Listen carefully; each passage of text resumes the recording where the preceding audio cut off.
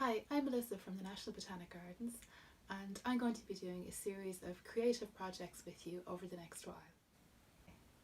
Over the last year, many of us have really appreciated being able to spend time out in nature, in green spaces that are filled with plants. This last winter, houseplants have become even more popular than they were already. There are so many different species, different shapes, different colours and patterns, and many of them are from tropical and desert areas. So I have 3 paper plants in front of me. The first one is a spider plant, the second one is a watermelon peperomia, and the third one here is a maranta that has these wonderful red colour underneath the leaves.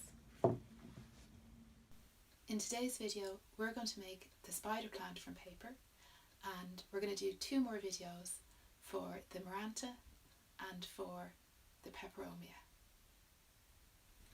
So for our spider plant, it's often called a spider plant or hen with chickens or airplane plant, so they're the common names, and its Latin name is actually Chlorophytum comosum. There's a couple of different varieties that we tend to see.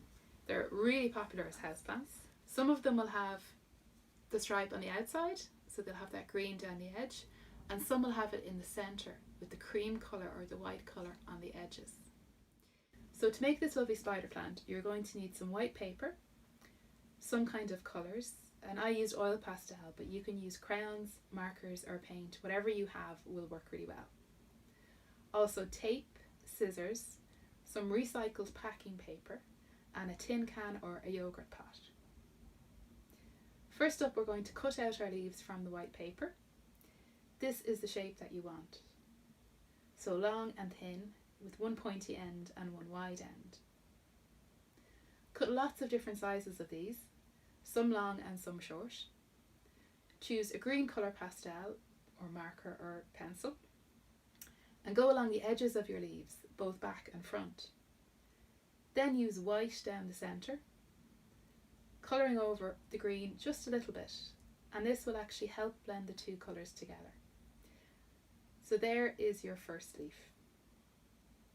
When you have enough leaves done, gather them together in a bunch, and you could tape them around the base to hold them all together. If you don't have a flower pot, you can use a tin can or a yogurt pot.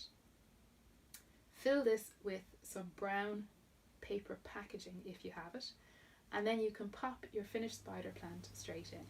Do let us know how you get on. We would love to have some photographs of your paper plants that you have made, and you can pop them in the comments below.